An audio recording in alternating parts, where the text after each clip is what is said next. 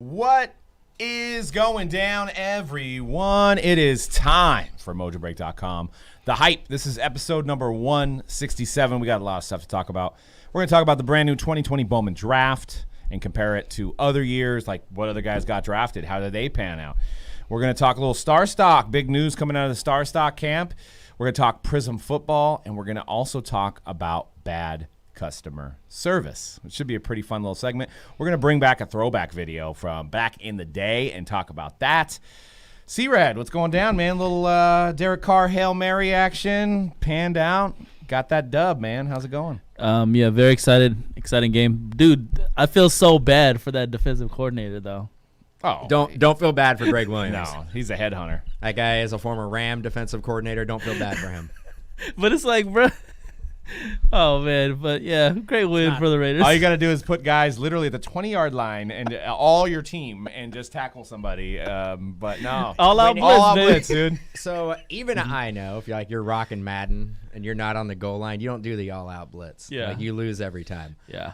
That's an easy 6, right? It's funny that Doug brought that up right away because I am a part of a group text with you guys, and I was actually watching that game on Red Zone. And the Rams game was starting. So I was like, all right, I'm going to turn off the Raiders game. The Raiders were at like maybe the 5-yard line. It was 4th and goal. There was like maybe a minute and a half left, and they didn't get a touchdown, but they had 2 timeouts. But I'm like, game's over. They basically are going to get it back with like maybe 30 seconds left. Exactly. And I'm also, it's over. I'm all, that sucks. I'm like, the Raiders lost against the Jets. I'm like, I thought you were going to have a meltdown. I was ready to have a meltdown. Because I'm like, after the Falcons game, then you get the Jets. I'm all, man, C-Rad is not going to want to talk football. I was going to have a meltdown. And then I see the group text, and I'm like, are they watching? Do they know what's going on? Like, I almost like text, and I'm like, dude, I'm sorry. Like, the Jets won. I know he's all Carr's the GOAT, so I went on Twitter right away. I actually thought you were being sarcastic. I thought you were like, Carr's the GOAT because he just lost to the Jets. No. And, well, to make it matters even worse, they got the all-out blitz, and then the corner that was on Ruggs bit on an inside, which wouldn't you want him to go inside towards the sideline rather than going deep? Bit on that, and then 10 yards separation, and it just dropped it in the breadbasket. Yeah, and they glorious. Pulled out that dub. And the Jets are still in the Trevor Lawrence sweepstakes. So, but man, exciting times in our hobby. Prizm football is breaking next for Drop Dead Fred in the chat. He was curious to know if it was breaking next. It will happen after this. But we have some exciting things going on. We got more Bowman Draft today here. It's going to be insane. Lots of color in Bowman Draft. We've got flawless baseball. It's a big month in our hobby. If you're not familiar with why is there so many releases going down right now? It's fourth quarter. These companies need to get their product out so that they can document them for the 2020 year. You got to inflate those numbers. You got to look it good. If you're putting your, I'm not saying any manufacturer is going to put their company on the selling block, but if you were, you would want those numbers to be inflated and looking good for a prospect buyer. And the fourth quarter, it's always like we're like in the beginning of it. We're probably looking at 4 to 5 releases on average between all the manufacturers every week going forward until, going into the new year. Actually, I don't know because of the pandy. I'm not sure. Yeah, I'm not sure. Yeah, there is updates that I've heard. I don't know if it's confirmed, but I heard in Texas where the cards are basically packed out, both for Topps and Panini, that they may be running at less staff, so you may see some pushback on releases. Like I've heard it's alluding to maybe like flawless.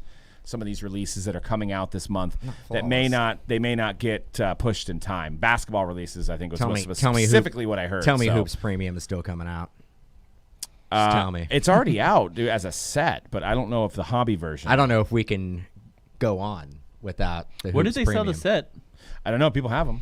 Yeah, some on eBay. Direct from Walmart or Target or something. That's That's right. why everybody's getting it. We didn't get none. Yeah, if you all these Facebook groups have them for sale, so I'm assuming it's the sock sandals type. That's a come up to get it from Target or Walmart to get the whole premium set.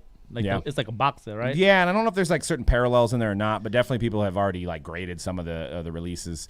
But you know, with a big year, these manufacturers are definitely getting criticized for their customer service.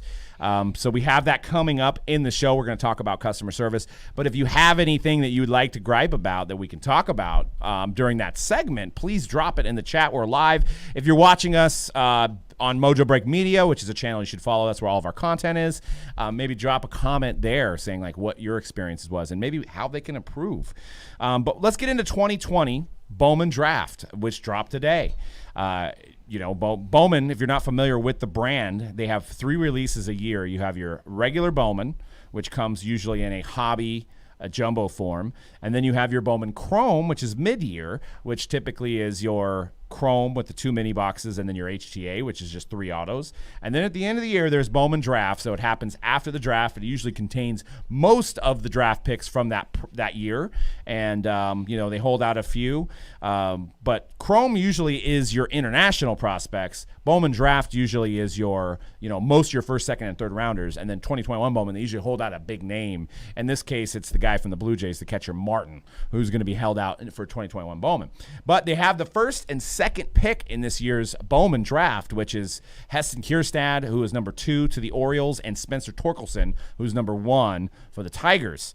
And early rumblings from collectors is that the checklist is too big. It's just too many guys. It's too hard to hit Heston. It's too hard to hit Spencer because there's 110 guys. A lot of these same complaints were guys that said, not enough people on the checklist. They didn't include this person. Now that there's 110 guys on the checklist, it's too many. It's too hard to hit these certain guys. Now, my thing is, and we're going to talk about it, we're going to go over some data here, is that more guys mean more guys. There could be more better guys, right? More better guys. More better. Yes, which is bad English, but it gets the point across. More better, more problems. So, I mean, it was only 5 rounds this year, so they've got a lot of hitters. They got most of the first draft. It's just the problem is that it was the pandemic, and we didn't see these guys play, so we don't know who's good. It's literally a crapshoot. Nobody knows who's going to pan out. So, but that's also in another way, the exciting part of Bowman Draft is that you may be able to find the next Trout 30th overall pick that's $20 an auto now. Buy it, hold on to it, and then he becomes a superstar, and you're like, you know, crazy. Stuff went up. What were your initial thoughts on breaking Bowman? So, tons of color. I love it, and let me tell you why I love it, Doug. Pull back the curtain. What? Pull back the curtain. Pull back. Pull back. We don't have a curtain. Thinking about getting one. Thinking about getting one right here. I can just pull it back. But no, I'm going to pull it back right now. So with every Bowman release, what the issue is that you're always looking for those 1 or 2 guys, right? Mm-hmm.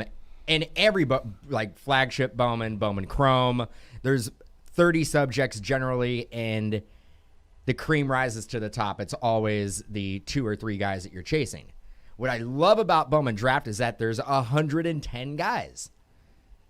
We don't know who are going to be the guys who we're going to chase, but I can tell you right now, it's probably going to be more than 3 guys. We might be looking, in 3-4 years, we might be chasing 10 players out of the 110 that are auto subjects, which is going to make this product rise and get pretty scarce pretty quick. It's really not that expensive, all things considered, with the market on football and basketball and how those products skyrocket. It's really just about 20 to 30% above factory cost. And you got to remember, factory cost almost doubled this year. Mm-hmm. So the original factory wholesale cost almost doubled from the previous year. Yep. Mm-hmm. So it really is not that much higher than direct cost at the price it is now. Yeah, and one thing to note, we opened, and I'm not saying this is going to be the case for every case, but we did 4 cases this morning, right? 4 jumbo cases. Each jumbo case has 24 autos. Every jumbo case had 8 base autos and 16 parallel or colored autos. That's insane. That's insane. We pulled you pulled one red auto, and I pulled a red paper, pulled tons of golds. I can't remember pulling that much color. We'll go through all of our pre-sale in previous years and not pull the type of color that we pulled in 4 cases. Yep. Think about that. Yep. It's pretty mind-blowing if you think about it. So unless we just had 4 really crazy cases, I mean, we only hit 1 Kjerstad and we did not hit Torkelson, but I'm thinking that Topps, because they knew they were going to have 110, they had less base autos signed. So that could be a couple things. Base autos could become more valuable because of it.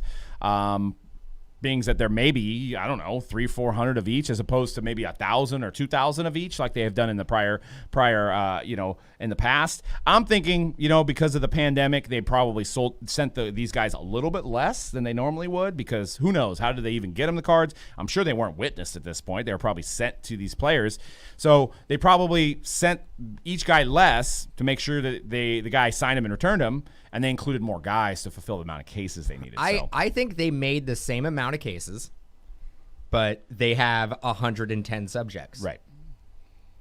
That's why you're getting so much more color, because there's so many more players that have paralleled autos. You're right. I don't know if they had them sit down and sign 500 base autos. It has to be less. But we do know that when they sat down and they signed 150 blues for sure, because they're stamped, and 50 golds. Right. Maybe a couple extra for replacements, damage cards, stuff like that.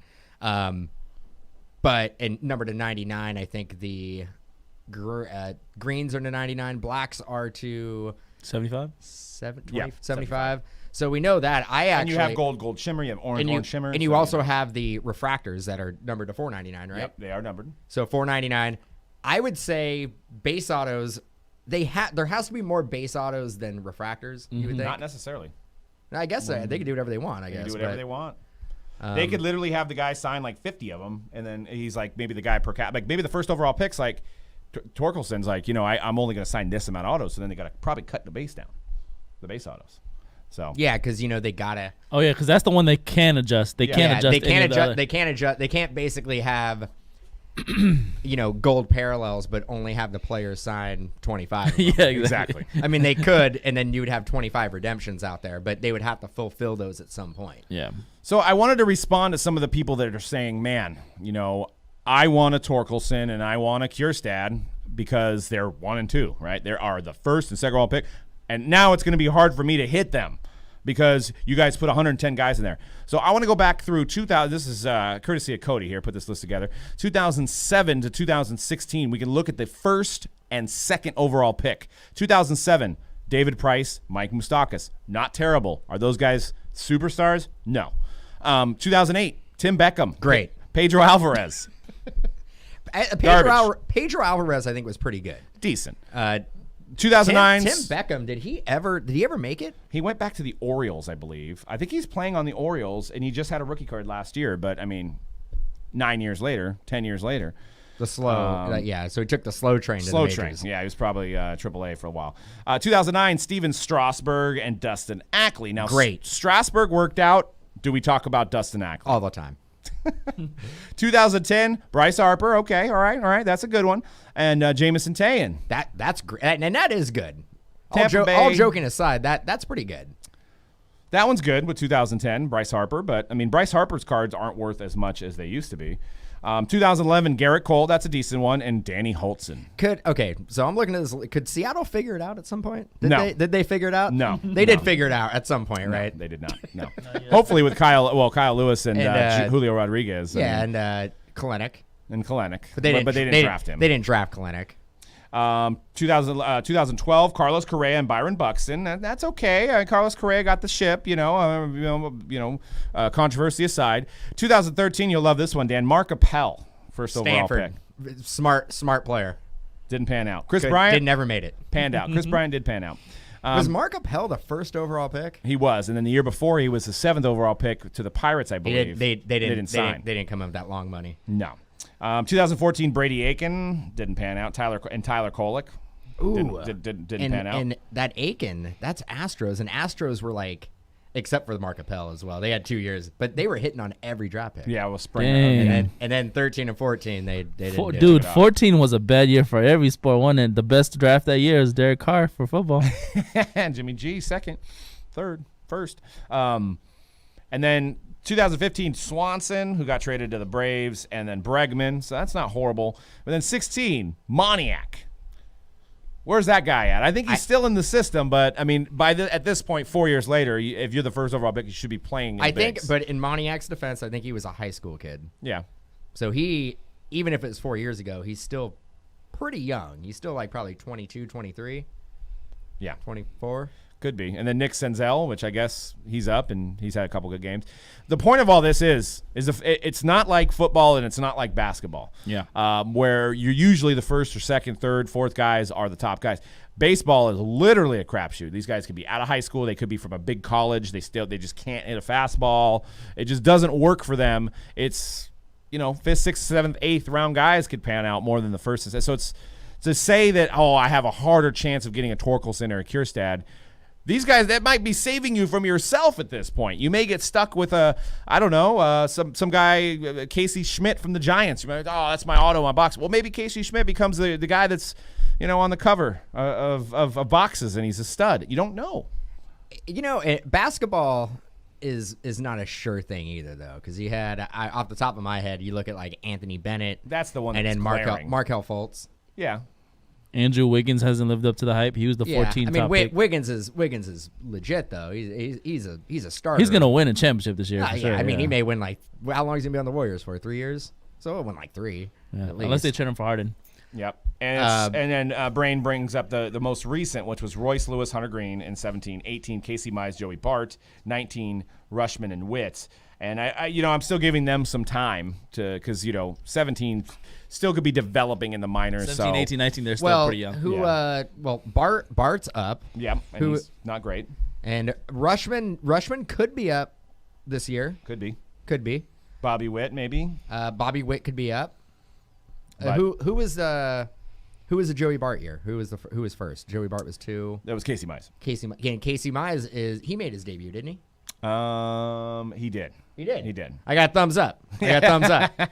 We got it. Well, I know he's known for that minor league no hitter that was, or maybe it might have even been a perfect game that it was on ESPN. They were showing it, so he's got a little bit of buzz. But once again, he's a pitcher, and even though things have changed in this hobby with parallels, like people don't collect as many autos as they collect parallels now, still I think Bowman is the hitter product. You want a hitter more than a pitcher. I'm not saying you can't make money on a la Shane Bieber, some Clayton Kershaw, some of these guys, but it's very, very hard if you're prospecting a pitcher.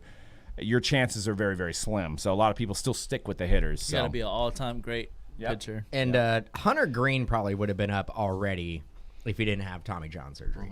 And I actually think he's fully recovered. He should be making his debut this coming season. And that's the beauty of this too. And one thing Dan does more than I do is get in on some mini camps. Get in on some auctions. So people are going to be ripping Bowman Draft today. They're going to be. I didn't hit a Torkelson. They're going to try to recop some of their money, and they're going to put these autos on eBay at auction. And a lot of them are going to go for a lot less than they should because there's just going to be so much in the market at once. So it's definitely a great time to get in on some cheap autos. What I like to do is like to pick guys that are on big teams if you can, like Yankees, Cubs, Mets, maybe like some of these big market teams where if this guy does shine, then he's going to get the notoriety, right? I'll tell you what I do. I'll pull it back again. Here's my my style of right after Bowman Draft, right after Bowman Chrome, right after Bowman. Any hitters that are basically 99-cent auction, and I look for like late night auctions. Stuff that's ending at like 8, 9, 10 o'clock. Usually get some pretty good deals. I mean, you're not going to be able to pick and choose exactly who you're getting, but just look for a position player. I try to stay away from pitchers. Not the pitchers are bad. It's just I don't see a huge return on your investment on a pitcher unless they turn into like the next Kershaw or something like that. But that's what I do. I mean, and especially right after a release, it's flooded. There's a lot of them. There's everybody trying to recoup what they paid for the box, so they're just letting everything go. And a lot of them are like dollar, like Pro tip. like one day auctions at like 99 cents. Pro tip. And it might even be even easier this year. I'm not guaranteeing that by any stretch of the imagination, but the hobby is focused on football and basketball. I mean, if you haven't noticed, basketball prices are literally insane for 1920 right now. Yes. Everything's gone up. Everybody's anticipating the season. Everybody's getting the boxes. And then you have the potential of the products not coming out for basketball, the remaining ones, and even maybe the upcoming ones not coming out. So I think there's some box hoarding going on. Everybody's trying to get this 1920. So, which makes baseball way under the radar. We don't know what these guys could do. We don't know if they're going to play. We don't know if there's going to be minor league baseball. So there is not anybody searching for some of these guys unless it's the two big names. So, well, there is one person. Me. And then now the people that and now the five people that now, listen. And everybody that listens to now the 24 people who are in the chat right now, they're on board. Yep. You guys got the exclusive. Actually, the 21, because I think all three of us we're probably on here as well. 21. So some of the late round draft picks to note is you got Freddie Freeman at the 78th pick in the 2007 draft. You got Pujols at the 402nd pick. Excellent. In the 99 draft, and Trout 25th pick.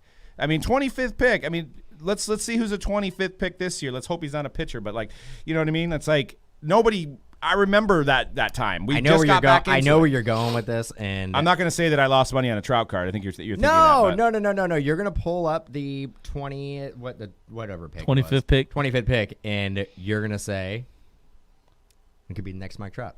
Well, they all could be the next Mike Trout at this point. I'm trying to pull that up as fast as I can here, but 25th pick was he's a pitcher.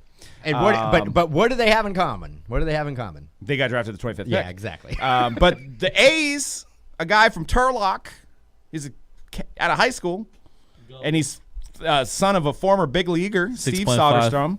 Tyler Soderstrom could be the next Mike Trout. I don't know. You never know. Mike Trout was a catcher, and from Turlock. And now, can we go down to the 499th pick to see who's the next Pujols now? But yeah, it just that's the fun of Bowman. The guy, you may not know that you have a bust for like 4 or 5 years. You may not know you have a superstar for 4 to 5 years. So it's fun, and it's fun to check out those minor league stats and be like, hey, I got this superfractor of this guy, or I got this red of this guy. Man, he just hit 4 home runs. He's anticipating a call up to the bigs. Like, it's fun. It's like a dollar stock that takes forever to go up, unlike all the other sports pretty much. So yeah, and you can't put too much stock in when a player gets their first call up, because Trout actually got called up and then got sent back down. Yep. It wasn't like he came up and he just was Mike Trout, the all-star MVP every year. He struggled a little bit beginning his career. And you see that with Joe Adell right now. We were talking about Joe Adell and where his prices are. They've fallen about half of where they were about 8 months ago. Yep. Joe Adell is I think Joe Adell right now is a good buy. If you are getting him, say, if his base auto, which his base autos were short printed, really tough to hit Joe Adell autos. If you can get them for $500, they were. I bought them. I was buying it for like $1,200 at the peak. Wow, loser. Well, I don't. No pun intended. I don't hit home runs every time. Yeah. You're like Vegas Dave. You only shout your winners. Coming, pretty much. That's it. Ryan Mountcastle, winner. Winner. That was a good one. We'll see how he pans out. All right, well, we got some other big news around this hobby. It seems like every week we're talking about something big, a big name jumping into this hobby. So StarStock, which is a competitor, I believe, to COMC. I actually have not used their website. So if you guys in the chat have used their website and you have a good story about them, we'd love to hear it. I'm obviously paying attention to them now. StarStock raises $1.3 million in seed money from Kevin Durant, other investors. So Kevin Durant jumping into the hobby. So 1-year-old StarStock, which I don't even think they've been 1-year-old. Maybe they've been in business for 1 years. Trading card marketplace is getting a big influx of cash, courtesy of a group of investors that includes a couple NBA players. The company announced money that it raised $1.3 million in seed money to fuel the company's growth plans. Participants in this round include NBA NBA All-Star Kevin Durant and longtime veteran guard Matthew Dellavedova. Rich Kleiman of 35 Ventures, FanDuel co-founders Nigel and Leslie Eccles, Jeremy Levine, founder of First Fund, and AJ Vaynerchuk, co-founder of Vayner Sports. So a lot of these guys, basically a company that's a baby. Like literally this company is a baby company, but they have a marketplace to sell singles, and they've got Kevin Durant's to throw in some money. Now that I'm kind of like looking at this and I'm reading this, I mean, $1.3 million doesn't seem like a whole lot of money, right? I mean, it is in the grand scheme of things, but hopefully they didn't sell themselves short on how they're, I don't know the inner workings of the deal, right? Kevin Durant looking for a group break company? Yeah, Kevin, hit us up. Hit us up. Little dual cam with C-Rad over here. Yeah, look at KD. Get a bigger office. I ain't going to Brooklyn though, bro. I'll tell you that right now. So, what are your thoughts, C-Rad, on this deal, and for the overall look for the hobby? Like just like you, I haven't seen too much of exactly the details of how their company works. I did see them on Sports Card Investor, so I saw when they interviewed them there, and it was an interesting idea. It did kind of sound like ComC, but I mean that's good for them. I imagine this is like only probably like maybe even just the first round of investments that they're getting. They're probably, I don't know, who knows what do you think they're going to use that for, that 1.3, just to expand what they're already doing? Maybe hire staff, maybe update the website. I'm not sure. But in the grand scheme of things, I don't really know how far 1.3 million can take you. Yeah. I mean, it can definitely do something, get it off the ground, get a nice web design, some marketing would probably be a significant chunk of that money. Oh yeah. Just advertising. Yeah. Ziggy says you have to use it. He loves it. He have used them for months. He buys, sells, and grades with them, so they must offer a grading service. And they are free to process and store your cards. So I know COMC, I think, charged me 50 cents per card, and only 5% fee on sale, which I believe COMC is 10%. So they're definitely cheaper. And they're probably trying to get more inventory on the site too, because I think that's the problem that I always have with COMC. I love selling with COMC, but it just doesn't have like all the cards that you would like find on eBay, right? So, is this the like the ComC that is focused on rookie cards? Their thing is that this company is that you can in real time buy the card before it, like say like Lamar, like I remember the example they were using was like if Lamar Jackson had a great game that day on Sunday, you can go in there right away and buy his cards like to be able to, because you think they're gonna go up like the next day. So you could do that instantly. Whereas I guess you could do that with any. I don't know what I'm talking about. You can do that with constant I was eBay. like, I'm like eBay. Instant trading, get instant ownership of your card after purchase. And it doesn't say that you can, and maybe somebody in the chat knows this. Can you actually trade? Because I know you can't do that on COMC. You can't trade cards. Not on COMC, but I don't know if you can do it on here. Invest in players at scale. StarStock consolidates purchases from multiple sellers into one checkout. That's what it is. That's what you can buy from multiple sellers in one transaction. That's what. Because so you could be like Prizm Doncic and be like, and just buy them all, right? Because on eBay you would have to go one by one. I'm right. It is rookie based. I think they want you to put a lot of rookies on there. So yeah, it's rookie. It's like Prizm rookies and maybe Topps update rookies and stuff like that. They're not. Yeah, you can't send like a batch of hometown heroes Panini cards. I think you can. Oh, here you go. Or maybe not. Here you go. So this is so they have a StarStock Fast Pass. So card sets that currently qualify for Fast Pass, mean you send it in, they're going to get it up first. 2020 Donruss Football, 2020 Mosaic Football, and 2020 Optic Preview Football. They are not taking insert cards at all. They will not take an insert card. And they only are taking, rookie cards from Optic, Select, Mosaic, Donruss, Prizm Draft, NBA Hoops. The funny thing Topps, is Bowman. I don't even do research. I suck that knowledge in somehow. So they're consolidating to the main cards basically of every set. Like it even says Topps and Bowman 2012 and earlier. So if you had a 2008 Kjerstad, they're not going to take it. They're not going to put it up there. So so they're consolidating to only what's basically hot at the moment. So it actually says what they're taking. They take certain Topps. Other Topps, they only take autos or numbered rookie cards only. So they literally don't. Now I don't know what happens if somebody doesn't read this and just sends the cards in, like how that works out. But I'm pretty. I think they send them back to you, right? Well, I would hope, but who pays for shipping, right? So yeah, I mean, yeah, Prizm Draft, big differences there. Rookie only and selected products. 2 good products except the draft. Free to submit cards, only pay fee when traded. But can you actually trade? Did anybody answer that for me? Can you actually trade on there? So, but anyways, yeah, it looks like it's a little bit more attractive than the pricing on COMC. And if you're only in to be, so it looks like they're definitely only kind of geared towards the flippers. Now, I know COMC has that ad out that says, hey, it's flipping November or whatever, but they literally take everything. So, like, I mean, I sent them in like a 1980 something that was, you know, they took it and they put it on their website. That's pretty cool, though. Ziggy was saying that when you send them in, they actually designate the condition as an A, B, or C. So they kind of do like a pre-grading for you. Okay. There has to be a disclaimer on there, though, right? Yeah.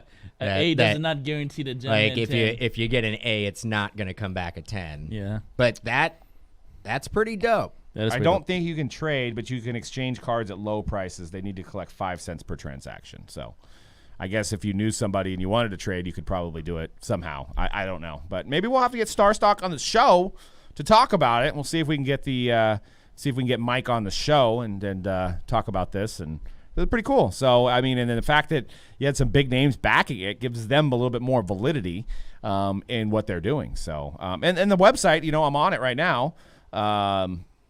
It basically, you know, looks pretty nice, and it looks easily to navigate. I mean, like, let me just look at Luka Doncic. We should get Katie on the show. We can have C-Rad just basically be like, Brooklyn, bro. Why'd you leave us? Like what? Just not good enough for you? We're not like, good enough. What? You used us for championships and then you just bounce? Yeah, look, StarStock A, higher quality raw card. Yeah, I know, right? Higher quality raw cards. So I'm just looking at the Luka Doncic Donruss base rookie. How much those going for? StarStock A, one sale from $750. So you can make your offers too. But it looks like it's pretty nice site. I found that really quick. So definitely something to look into, and you know, definitely big news for this hobby. And I want to use it. I'm going to use it. I want to use it right now. Do it. No. I don't have anything to set. Patrick Mahomes, will they take so is it like kind of like Stock X, like where you bid on it on a It looks like they may have taken that approach too. So, C-Rad openly disrespected Brooklyn. I love Brooklyn. Get Delhi, not KD. That's where Biggie and Jay-Z's from. Two MVPs for the Dubs. I got love for KD, even though he left. I got love for him. I like the concept, but StarStock. I ain't breaking in Brooklyn though. That's the what I'm trying to say. Right. Fairway says, I like the concept of StarStock, but I think it's lost its luster quickly. Okay, so yeah, I mean, there's people gonna like it. There's people not gonna like it. I haven't tried it out, so maybe we'll send some stuff in and see how it works for us. But man, we can go back and get some pizza. Yes. We can go. Oh, the Brooklyn pizza. Well, just New York in general. Pizza. Oh yeah, you guys were at the Brooklyn Arena, right? Or no, you guys were the Knicks, right? The Knicks, yeah. Training facility. Yeah, it wasn't really close to. It wasn't at all. No. Where it was in the cuds, dude. Yeah, there was like nothing around us, but we ended up going to a fine piece of parlor. Where did we go? We went to Times Square, downtown New York. Yeah. All right, well, we're going to get into our customer service segment. Once again, if you just joined us live and you want to talk about some of your bad customer service experiences with some of the manufacturers, let it be known in the chat, and we'll discuss that. But we're going to revisit a phone call from, 2012, and it's kind of an update. And I think some of the same stuff is going on. So we'll play this video for you guys, and we'll come back and we'll talk about customer service.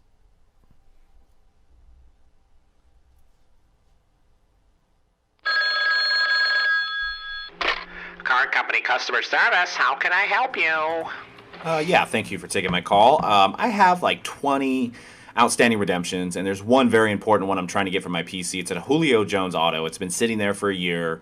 I have not heard anything from you guys, and it's very important to get for my PC. I'm an Atlanta Falcon fan, so if I can't get that, I would like to get like a Matt Ryan, Roddy White, somebody on the Falcons to replace it. So I wanted to see what you guys can do and offer in terms of replacements.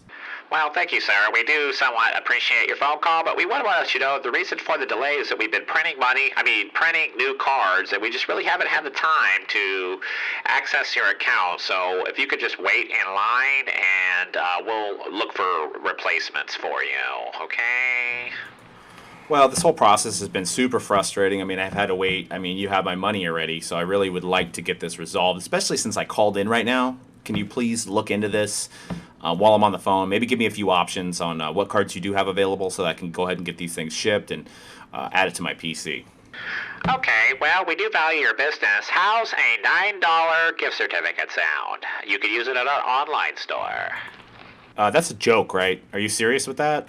You guys charge $15 to ship, so it wouldn't even cover the shipping. Come on, I want a replacement auto of some sorts. I want to know what my options are, so if you could please check for me and give me some options, that would be great.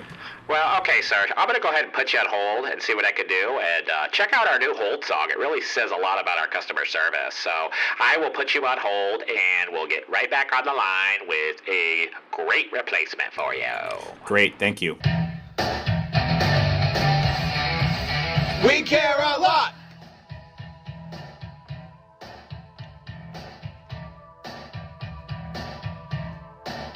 We care a lot.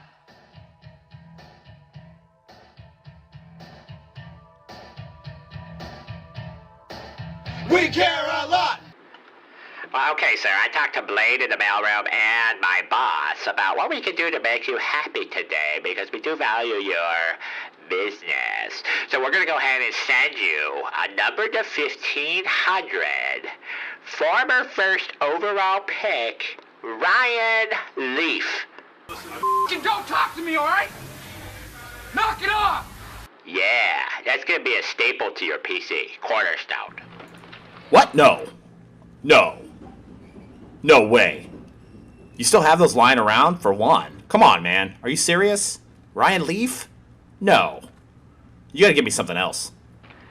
Well, sir, I knew you'd be ecstatic. I'd like to thank you again for calling us and appreciate your business. We'll go ahead and get that Ryan Leaf out to you right away.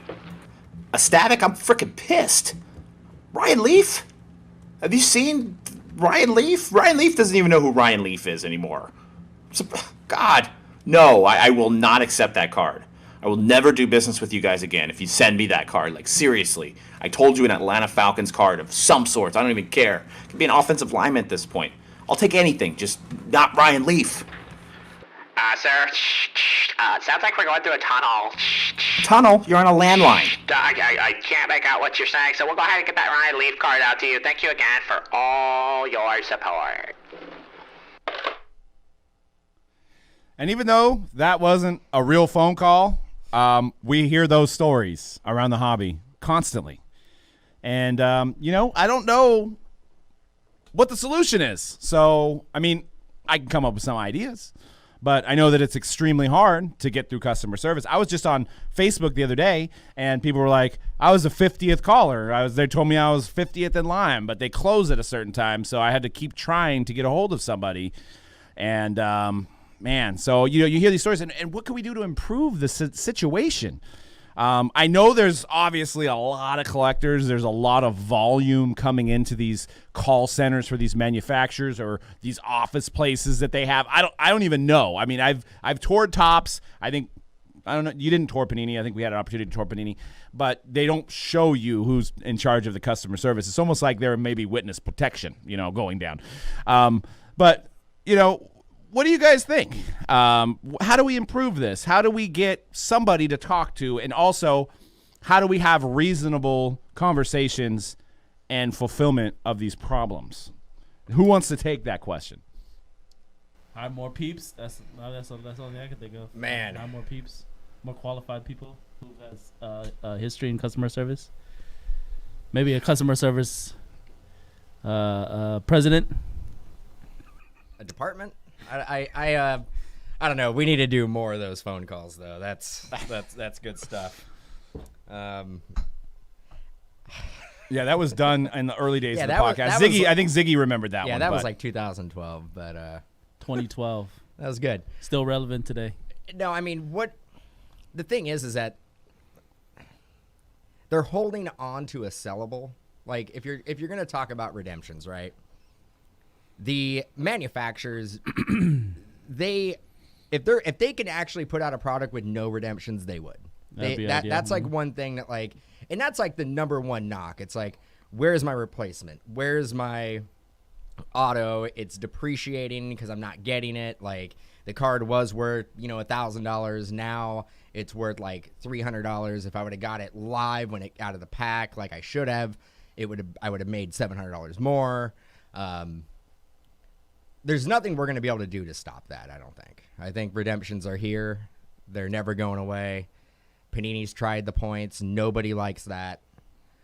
They could make the points cool, and they could revamp it. I think if they went away with, like, putting some of the subpar stuff that they put up there to buy with points and started doing more of the promo pack aspect and doing more of those like sparkle packs and stuff like that and adding value that way, I think points would be worth 10 times the amount that they're worth now. And don't sell those packs. Only make those No, packs. but see, that's the issue though, is there's such a buildup of people that hold their points and then they put out like 3,000 packs, but they're gone instantly. So there's not enough people getting those packs. The thing is, if you're gonna have the resources to make like the team all parallels and all that stuff, why not make a specific set and make a lot of it that's only for points and do one for every sport? Yeah. But once again, you've got almost like a flipper scenario where guys that have hoarding points are waiting for those moments, and the guy that maybe has the 600 points, he's just waiting for the right time to use his points. He's not going to be able to use those because there's just like 5,000 people going on there getting those packs. Maybe they need to create a raffle system with that and not let a guy get 100 of those packs because he had 70,000 points that he accumulated by buying them when people were selling them. Points. They came out with points. Cool, man. Crap on my idea. No, I'm saying if they did it right, the points could work out, but it's just like the good stuff is gone immediately, and it only services 5% of the That's people. why I said if you do the packs, you can't have an endless supply of good stuff. You can't have an endless supply of Kevin Durant and James Harden autos and Kyrie Irving and like Steph Curry autos and stuff. You can't have an endless supply of those. But if you could have relatively endless supply of packs that only have maybe 2 numbered cards or maybe 1 numbered card. Maybe just you get like some type of optic subset and it's 1 parallel and you get 1 card and there's no autos. And it could be a vet or a rookie. But see, and I agree with you there, but can they make 40,000 packs of those to service everybody that has points? Because that might not even be enough. I'm saying there's so many points out there that immediately once those are on there, because people know that's a sellable, they'll get it and they'll sell it. But if you make, let's say, each card is numbered to 50, you get 1 card in the pack. There's 300 cards on the checklist, and you just make it a parallel of a Prizm or optic. They do that. They do white sparkle That's a packs. crap. I know, but they put 2 cards in there, right? Yeah. No, 3, I think. It's 3. Yeah, do 1 card, and that's a crap ton of cards. Yeah, and if you hit, you hit, right? Yeah. I mean, that's one thing. We had this, man, I don't remember the last podcast we talked about this, but it was probably like 2015, 2016 where, manufacturers were seeing products go down in price, right? So you were seeing maybe possibly with the amount the licenses compared to how much money they were making, you're like, well, maybe they can't afford customer service. But now we're at the point where we see the Dutch auctions. We know how much these products normally used to cost, so we see how much the Dutch auctions are going for. So there seems to be enough money where you could hire 3, 4, 5 extra people at, I don't know, if you're in Texas, I don't know, $15, $16 an hour. Okay. So say they do hire 5 extra people, 10 other people, a whole department. Because the people are there doesn't necessarily mean that the problem can get fixed. Right. Well, they'll just be there to take they're calls. just there to basically tell you, instead of like not talking to anybody, they're just going to have somebody pick up the phone and say, we can't do what you want us to do. Does that make it any better? maybe at least reaching somebody. It does, I don't know. It doesn't really matter. Like, you either get a hold of somebody or you don't, but the end result is going to be the same. Right. And we talked about this before. Redemptions were at the mercy of the athlete. I mean, if the athlete's not signing, then you're not going to get your card for that That's why player. I'm saying. But now if there's an auto out later in a later set of him, that's not right. Like, if you have a 16 redemption and then an 18, an auto comes out of the guy that you're waiting for, that's not right. C-Rad, what are your thoughts on this as far as how do we fix it? I mean, baby steps. How do we improve just a little bit? Maybe not like improve 100%, but how do we improve a little bit? Man, getting back to the point of like Dan was saying about hiring more people, and like they're just gonna give you the there's nothing we can do for you. I think in general for customer service, maybe the fact that you can even reach somebody, it makes people maybe feel a little bit better that I don't know, man. Like, rather okay, than they're underneath their Instagram posts. Take a big company like, I don't know, I get in trouble for this. AT&T or Comcast. Okay. Right. Historically, I don't know if anybody's ever dealt with them, but historically they're known for giving you the finger, right? And I just dealt with them maybe 3 months ago, and it was about something that I was within my right to not have to pay for something. And they basically gave me the runaround, opened up a case, all that stuff, and sent me an email basically saying, tough. There's nothing we could do for you. No, just tough. I would actually rather to call them, not be able to talk to anybody, and not get worked up, because I got pretty worked up over that. And it was because I talked to 4 different people, and the outcome was exactly the same. Yeah. There's gonna be a lot of angry people on the phones. Yeah. I mean, is it a situation where there's a segment of people that are unreasonable? Because we know there is. We see the posts on Twitter. We see the posts on Instagram. There's some people that have unreasonable requests. People that are like, all right, I have a Johnny Manziel redemption that never got filled. What can you do for me? Who's your favorite player? My favorite player is Patrick Mahomes. That's all I'll take. Right? There's a lot of that going on where it's like, here's our options for redemptions. Well, I don't like any of those guys. I want Mike Trout. Like, okay, you have a Alex Bregman 2017 auto. He's not signing. Who would you like in return? Mike Trout. Mike Trout, one of ones mostly. So, and I know we talked about this in other podcasts. Are these companies so beaten down by the segment that are unreasonable that they're just like, we're not going to help anybody because we can't ever make anybody happy, so let's not help anybody. Well, that's my whole thing about you hire enough people who can answer the phones, you're going to make disgruntled employees because they're just going to get beaten down all day long. Yep. Yeah, that's true. And you're going to get customers that are even more upset because they actually talked to somebody that would not give them what they wanted. Yeah. I mean, but what if they came up with an idea on each of their websites that have, like, they rework the whole customer service issues, and they have scenarios in like a frequently asked questions that what's like before you even buy the box. I want to know, for 1, who's a redemption? I want to know for 2, like, what happens if I don't get my redemption? For 3, what happens if I have damage cards? 4, what happens if I don't get promised hits? 5, what happens if I do this? 6, what happens if I do this? So that way, like, maybe everybody's like knows what's going on going into it. Like I feel like, and maybe I'm missing this, I'm sure there is some kind of frequently asked questions on these guys' website, but some of this can be achieved by that, and maybe they need to sit down and put a customer service game plan in place and run through all the scenarios they've dealt with for the last 10 years and how they're going to solve them. I think that is a way better solution than hiring more people.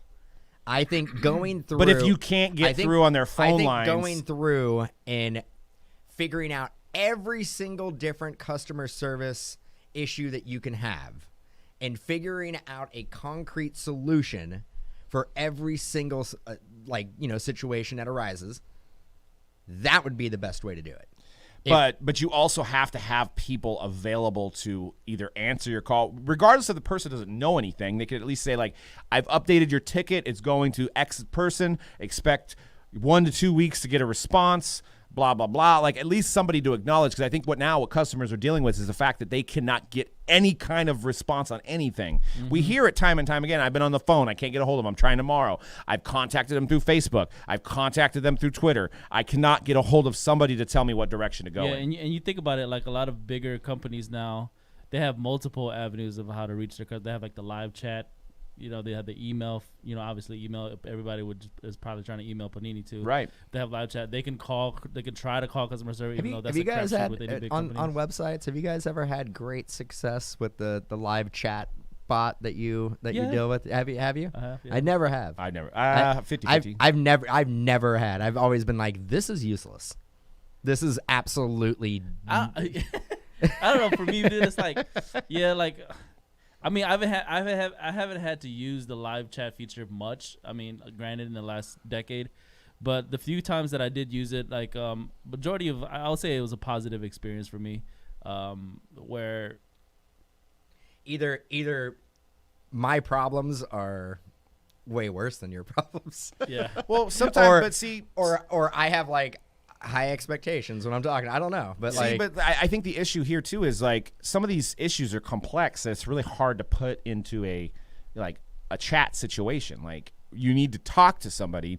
Now, whether there may be only one person that's knowledgeable enough, there should be like, okay, I've answered your call. I'm going to put you through to Don, who's the customer service genius. He may not get back to you until for a week, but he'll try to get a hold of at least there's like something where Don or Don John or whoever these guys that are like, they know about these cards, they can call you. But I just meant like I just brought the live chat thing, and not necessarily that I think Panini should do that. I just brought up the fact that there's different avenues for customers on these other big companies for them to try to get through to customer service to try to get an issue dealt with. Yeah, I mean, Panini's doing well. They're not doing Amazon well to have Amazon type of customer service, but I agree. I mean, there is no doubt, and I think Panini would agree with us, and they understand that like their customer service needs to be better. Like it's not like they're oblivious to it and they have no idea. They're aware of it, and I think they're trying. And I mean, that's relative. Some people would be like they're not trying, but I think they're trying to figure out what the best avenue is and trying to find common ground, like where they can at least somewhat help the customer without almost getting taken advantage of due to the circumstance. Right. Exactly. No, and I agree with that 100%. I mean, I think there needs to be some standards put into place and practices that are followed. And I think the big thing, too, if you want to talk about redemptions, and I know they may hold off on making the checklist and maybe give that last week for, let's say, Zion to turn his auto in, but why can't we have a list of who's a redemption on the checklist? Like, and then you could take that and you could keep updates of like, hey, we sent the cards out, or maybe you can't do that, but like, we're still waiting on this redemption, or these redemptions are live. So that way, if a customer is a big, I don't know, the Keel Alexander Walker fan, and he's going to buy a certain box, he just wants the live auto, and he finds out it's redemption, he has a choice to not buy that product now because he doesn't want to deal with the redemption. I think without a doubt, all manufacturers should start doing that. If you are not going to honor an expired redemption, then the consumer should know exactly who the redemptions are in a product. Yes. That is real cut and dry, and that is the right thing to do. Yeah, now I know back in the day they were maybe worried about like the product's not going to sell if we list whose redemptions is. They're going to sell now, so it doesn't matter. So just list that way. And if you guys that are buying into our breaks, say you're an Eagles fan and you're like, wow, Jalen Hurts and Jalen Reagor, they're all redemptions. I'm not even going to be able to have my live autographs right now. I might have to wait for a year. I'm not going to buy that. So now you have a choice to not purchase the Eagles in a case break or not purchase that product because your guy's not live in that product. I think just informing the customer, it's almost like, if I went and bought like a boombox from JBL and they were like, on the outside of the package, it was like, it doesn't have a charger. You have to buy a separate charger. Well, they're going to put that on there, so I know I have to go buy a charger. It's like if I open the box and now I can't charge it, I can't enjoy my party because my boombox isn't charged. Like, I should know that ahead of time. Just comparing that situation, because I ran into that over the weekend where I had to find a charger, but it did say on the box. So, anyways, let's figure this thing out. So we're running short on time. I want to go over a few sales of Prizm football, real brief, because we're about to get into Prizm football. But Prizm football, some early sales on 2020 NFL Prizm football. I see hangers out there. I see blasters out there. We got the hobby. We got the first off the line. We got the no huddle. Popping. It's popping. So Justin Herbert, number to 5, first off the line, 13,000. 13,000. I bet you that 45-0 game made that guy's keister pucker a little bit. And then a gold Joe Burrow, 3 of 10, 4,500 for a non-autographed Joe Burrow. I like that. Justin Herbert, silver Prizm base rookie, might have been the first one, $1,900. I like that. I bought that Mahomes in 2018 for less than that.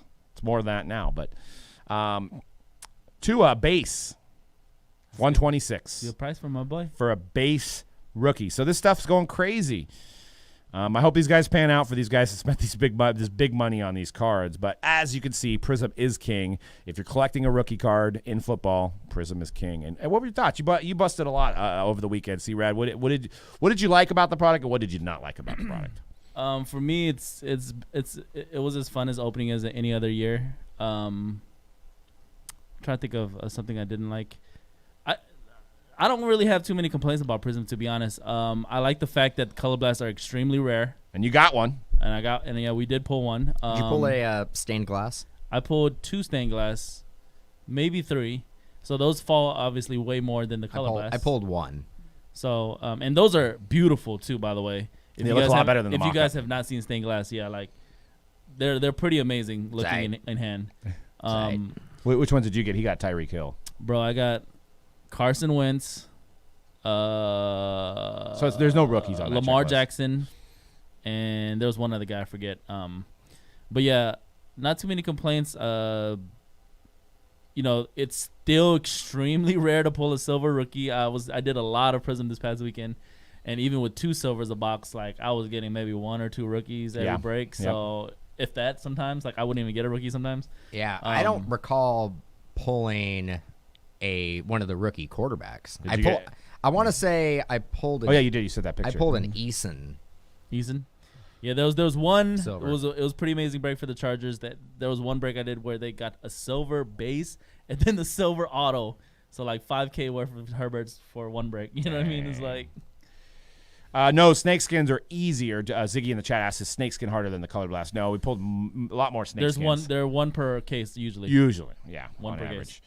But yeah, that stuff's crazy. And if you're in the local Bay Area, Santa Clara, or within 50, 60 miles, our shop is open, and we're offering hobby packs, hobby boxes, no huddle boxes, first off the line boxes. If you got that kind of dough to spend, we have that available. You can also shop our new shop for you guys that are out there. You can even order our wax and get it shipped to you. And we actually have a lot of some may call it junk wax.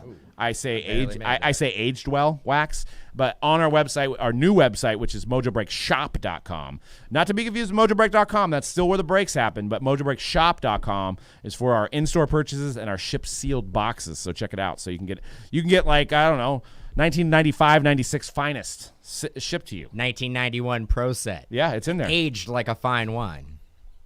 And Ziggy says Mojo merch. We should have that in there. One Kjerstad this morning, number to 99 out of 4 cases, but no Torkelson. The photo variation. So if we come in on Wednesday, can we come on the show? Absolutely. Possibly.